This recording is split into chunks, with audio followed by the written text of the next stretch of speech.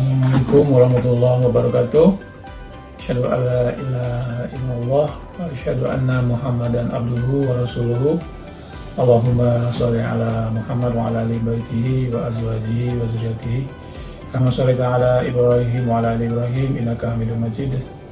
Wa barik ala Muhammad wa ala ali baitihi wa azwajihi wa dzurriyyatihi kama barakta ala Ibrahim wa ala ali Ibrahim innaka Hamidum Majid.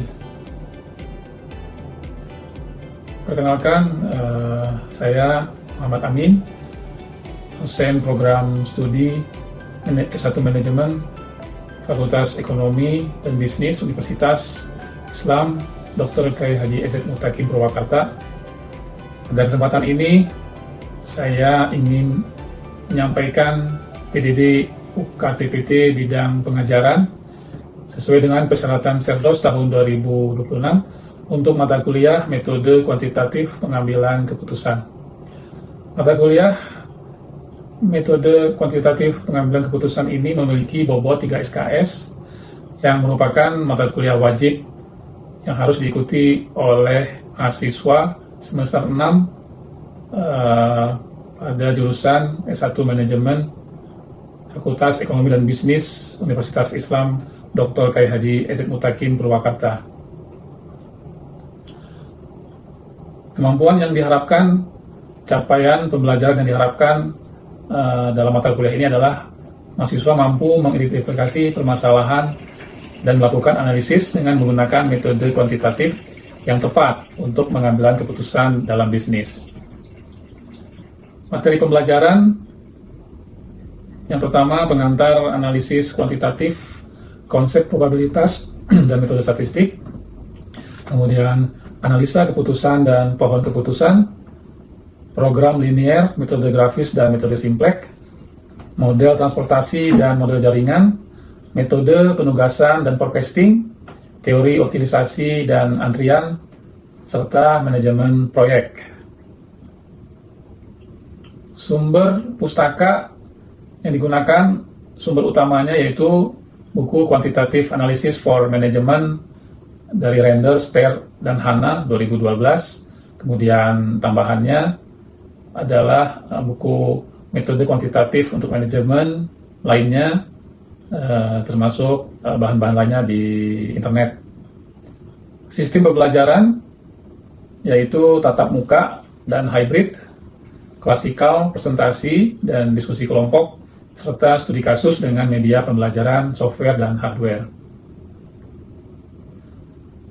Metode pembelajaran yaitu Participative Learning Center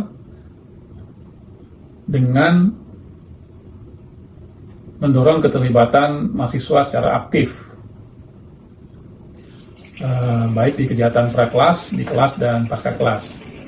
Interaksi dosen dengan mahasiswa dilakukan baik di kelas atau kampus, ataupun melalui grup kelas di platform media sosial digital. Kemudian, sistem penilaian mata kuliah yaitu penilaian dari aspek kognitif mahasiswa berupa tugas, studi kasus, UTS, dan UAS. Kemudian juga aktivitas partisipatif berupa keaktifan diskusi di kelas, serta persyaratan minimal kehadiran mahasiswa sebesar 80%. Berikut ini akan disampaikan proses perkuliahan tatap muka untuk mata kuliah metode kuantitatif pengambilan keputusan dengan materi manajemen proyek. Assalamualaikum warahmatullahi wabarakatuh. Waalaikumsalam warahmatullahi wabarakatuh.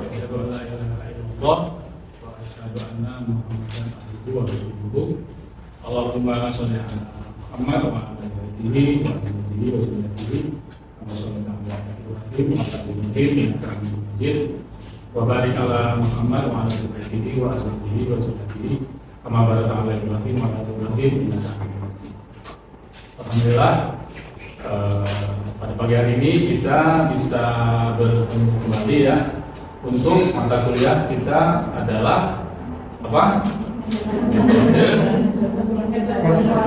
kuantitatif pengambilan keputusan, disingkat dengan KPK. Bukan KPK yang itu ya, korupsi ya. Oke, insya Allah pagi hari ini kita akan mendiskusikan tentang materi apa untuk pagi hari ini? Proyek ya, project manajemen gitu ya. Nanti akan disampaikan oleh kelompok 11 ya, tentang nanti bagaimana terutama tahapan scheduling ya, karena kalau di project management itu kan ada berapa tahapan ini? Tahapannya ada berapa? Ada 5 ya. Yang pertama apa? Project initiation ya, inisiasi proyek gitu kan ya. Karena suatu proyek itu kan sebenarnya sama dengan apa? Proyek itu sama dengan apa? Investasi ya. Investasi itu tentunya memerlukan apa? Biaya yang anggaran yang besar. Misalkan investasi untuk membangun suatu pabrik gitu, itu kan nggak anggarannya kecil gitu kan, sehingga itu perlu direncanakan ya kan. Jadi inisiasi itu sebenarnya tahapan perencanaan gitu kan ya. Karena itu anggarannya tuh sangat besar, kemudian jangka waktunya gimana? Pendek, panjang ya, panjang ya. Mengenai anggarannya itu besar, gitu kan. Usia waktunya juga panjang. Terus juga harus dilakukan apa? Kalau kita mau bikin misalkan suatu investasi, itu berarti supaya tidak salah untuk membuat investasi tersebut, itu perlu apa namanya? Perencanaan ya. Perencanaan itu lebih detail lagi. Di PPT BSSR kan ada yang namanya apa? Kalian tahu nggak? Dalam tahapan inisiasi proyek itu perlu adanya yang namanya bisnis plan. Bisnis apa? Bisnis plan atau bisnis case, ya. Bisnis case. Bisnis case itu isinya apa di situ? Di situ isinya adalah menjelaskan tentang apa nama proyek tersebut, apa nama investasi yang akan dibuat, dilakukan gitu. Investasi apa sih? Gitu kan? Nah itu tuh bisa merupakan ada untuk yang optimalisasi untuk bisnis ya, untuk pendapatan, untuk meraih laba. Terus yang kedua apa? Biasanya ada tiga besaran tujuan dari suatu investasi untuk meraih laba. Yang kedua apa? Untuk kualitas ya, kualitas pelayanan dari perusahaan itu. Terus apa lagi? Laba, kualitas, bisa juga untuk meminimalisasi biaya, ya kan? Nah, jadi ini disusun di fase inisiasi proyek itu gitu. Faktor R di sini kan itu apa? Diskon rate atau suku bunga gitu loh.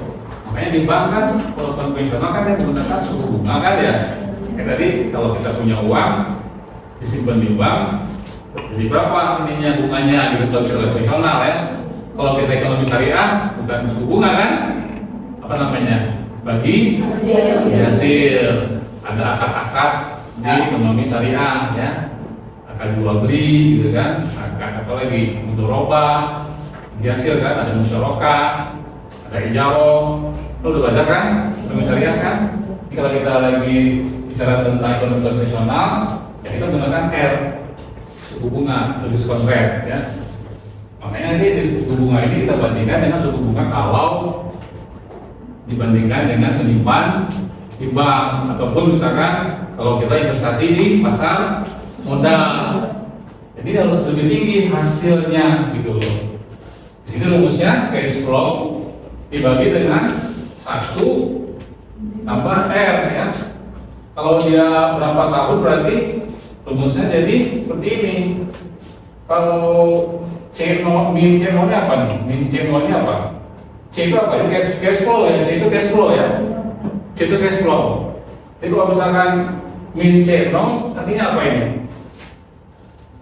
Artinya apa? Awal ya, investasi awal. Minus C 0 ini berapa uang yang kita investasikan? Ini kan jadi pengurang dia, ya kan? Ditambah dengan C1 sigma ya, sigma C1 CI lah ya, ini CI ya. CI bagi dengan dalam kurung 1 plus R pangkat I.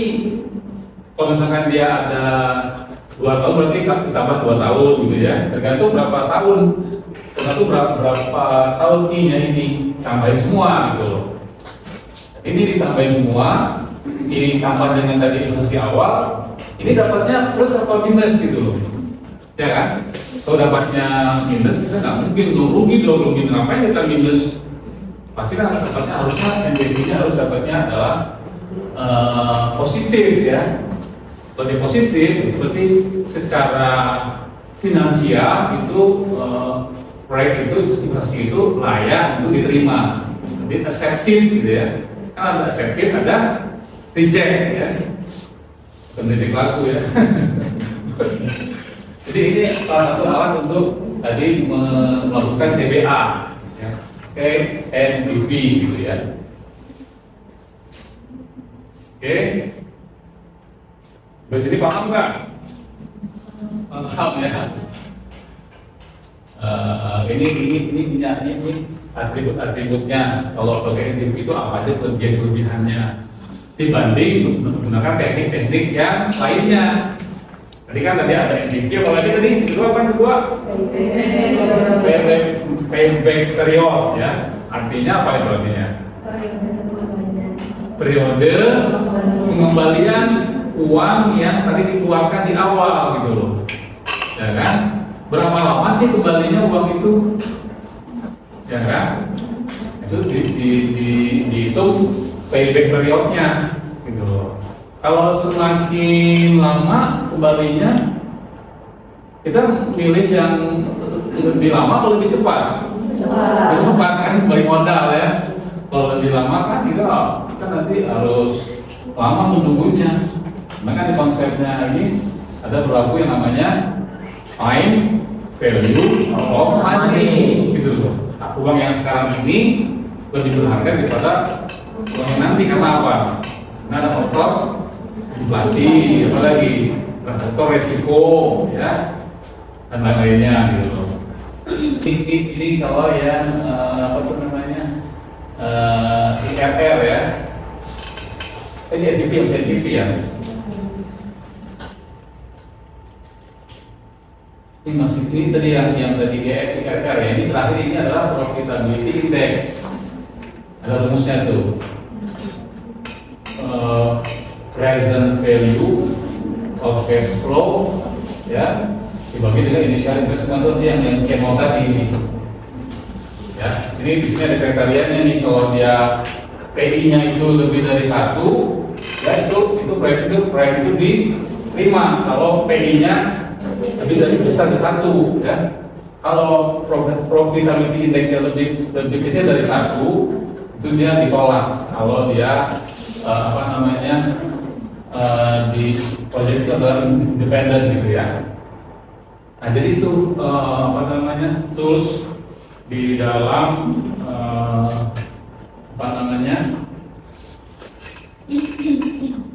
melakukan cost benefit analysis ya. Bisa dipahami nggak sampai situ? Bisa ya. Oke, sekarang kita masuk ke ini mungkin ya, sesi presentasi dari kelompok 11 yang akan nanti menjelaskan tentang tahapan berikutnya, yaitu pelaksanaan proyek ya. Yang tadi tahapan yang ini ya, tahapan yang ini ya, scheduling proyek gitu ya. Setelah tadi inisiasi proyek, planning, terus ke scheduling itu nanti sudah masuk pelaksanaan ini. Pelaksanaan berarti ini apa? Project execution ya, eksekusi proyek gitu loh. Setelah tadi dibikin business case-nya, terus dibikin analisa keuangannya, disetujui oleh level tertinggi perusahaan, direktur yang terkait. Setelah itu semua baru proyeknya dilaksanakan, dieksekusi ya. Nanti masuklah ke tahapan ini, scheduling ini gitu loh. Jadi di sini ada metode-metode untuk nanti bagaimana proyek itu jangan sampai terlambat dari schedule yang ada. Di tekniknya menggunakan yang namanya PERT ya, Program Evaluation Review Technique, dan CPM ya, Critical Path Method ya. Nanti akan dijelaskan oleh kelompok 11. Oke. Selamat pagi semuanya. Pagi. Terima kasih kepada teman-temanku yang sudah hadir pada presentasi pada pagi hari ini, dan tak lupa juga Bapak Dr. Muhammad Amin, SME, selaku dosen pengampu mata kuliah metode kuantitatif pengambilan keputusan. Kami dari kelompok 11 akan mempresentasikan tentang manajemen proyek atau project management. Sebelumnya izinkan saya dan rekan-rekan saya memperkenalkan diri terlebih dahulu. Saya Revalina Fitri sebagai moderator dan juga pemateri pertama, dan juga ada Siti Sarifah sebagai pemateri kedua, ada Delia Pratama Suganda sebagai pemateri ketiga, dan terakhir ada Fauzia Salsabila sebagai pemateri keempat. Baik, untuk mengefisienkan waktu langsung saja mari kita mulai. Di sini ada PERT dan CPM.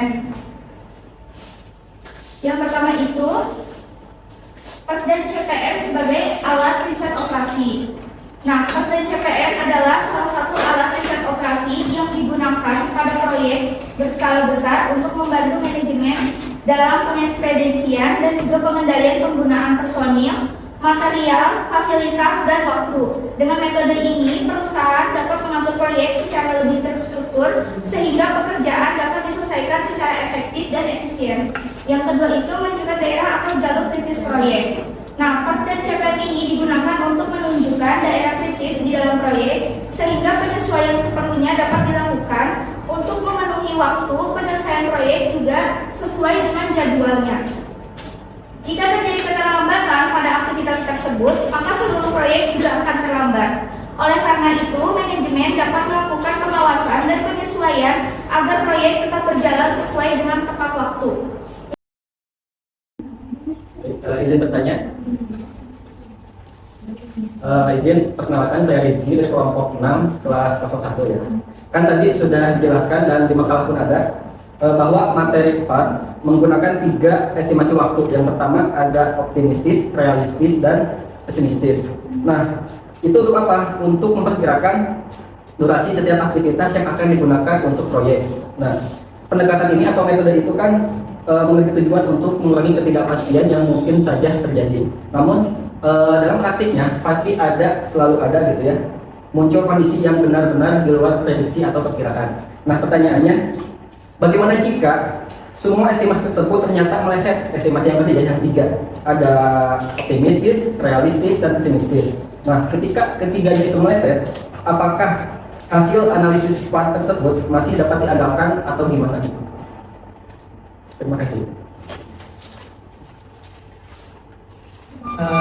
Izin bertanya juga, nama saya Muhammad Fadl dari kelompok 1. Kan tadi udah dijelasinnya namanya tuh PERT dan NCPM.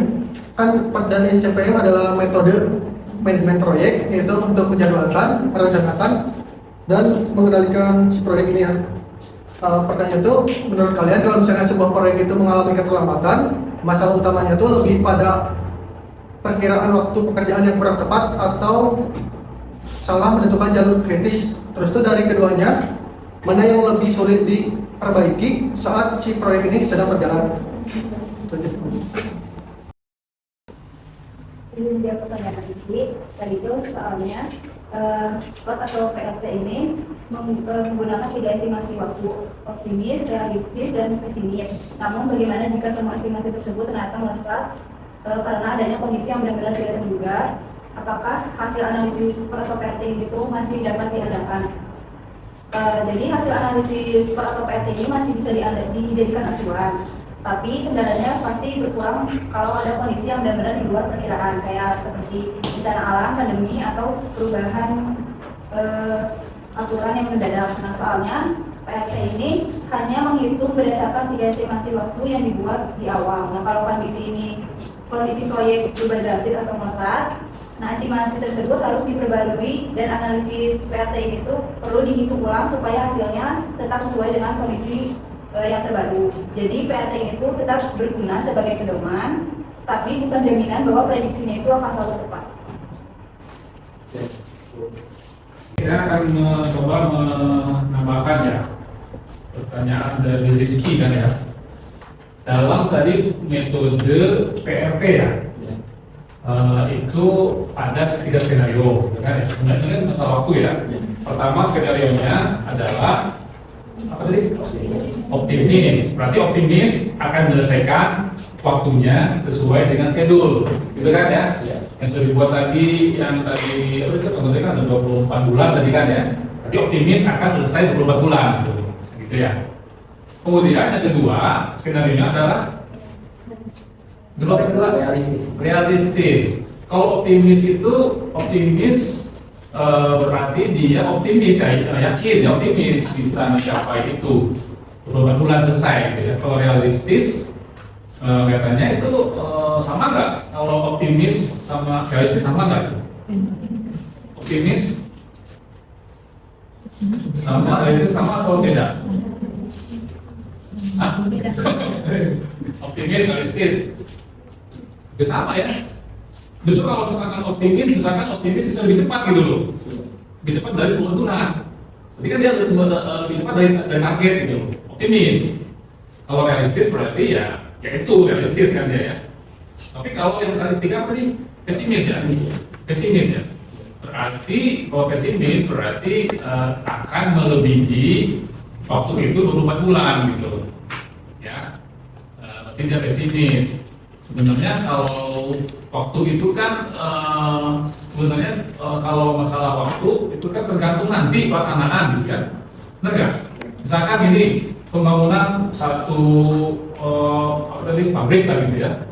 Atau mungkin pembongkaran gedung akan direnovasi bikin gedung yang baru gitu loh. Mungkin diratakan dulu gedungnya dibikin yang baru kan. Materi sudah selesai disampaikan dan juga terima kasih kepada teman-teman yang sudah bertanya. Mudah-mudahan ilmunya hari ini bermanfaat. Kami dari kelompok 11 kami undur diri. Wassalamualaikum warahmatullahi wabarakatuh. Waalaikumsalam. Kita sudah ada di akhir dari kuliah kita pada pagi hari ini. Jadi kesimpulannya bahwa dalam manajemen proyek itu ada tahapan-tahapan yang harus dilakukan oleh perusahaan. Ya. Yang pertama adalah tahapan inisiasi proyek, ya kan? Yang kedua perencanaan proyek. Di dalam inisiasi proyek dan perencanaan proyek ini harus ada membuat yang namanya bisnis case ya, atau di materi itu namanya apa? Project charter ya.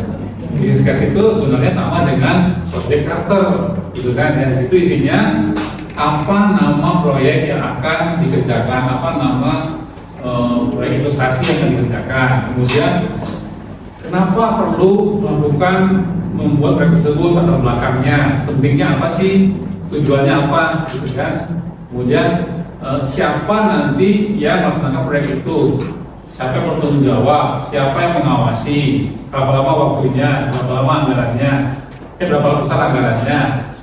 Terus diuji kelayakan analisa dari cost dan benefitnya dengan teknik-teknik, dengan metode yang tadi dipaparkan, dari mulai net present value (NPV), yang kedua apa? Payback period, dan ketiga apa?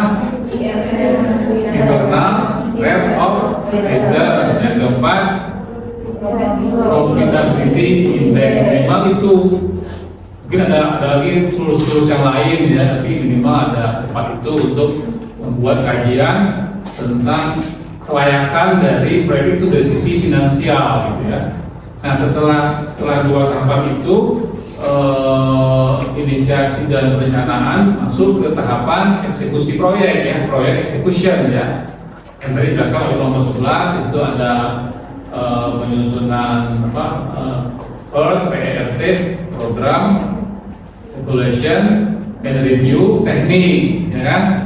Kemudian ada namanya CPM, critical path method ya kan, itu nanti di tahapan eksekusi ya. Kemudian setelah itu yang terakhir adalah apa? Tahapan pengawasan, controlling ya. Kan nggak mungkin dibiarkan aja kerjaan itu nggak diawasi.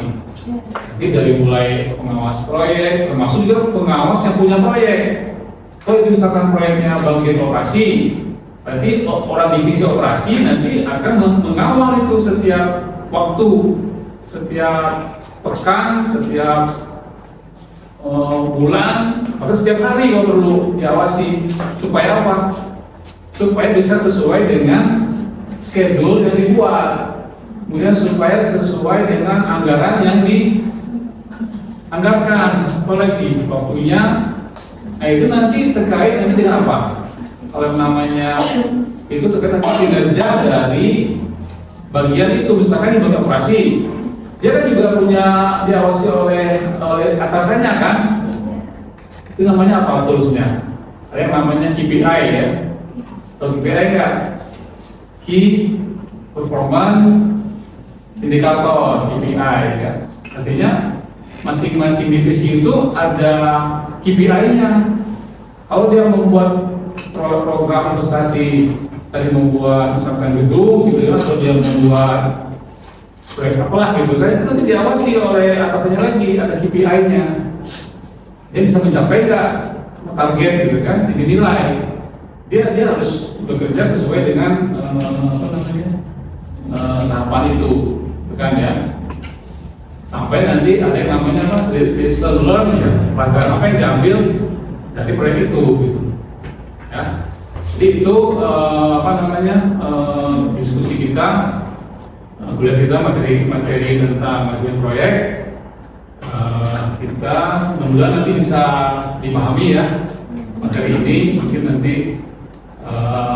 akan kita akan ujian akhir nanti kapan ya? Akhirnya sesuai dengan schedule dari kampus ya, kita akan keluar materi ini ya.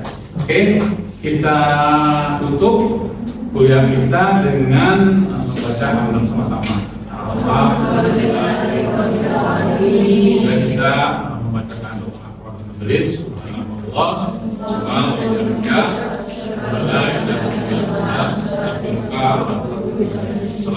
warahmatullahi wabarakatuh.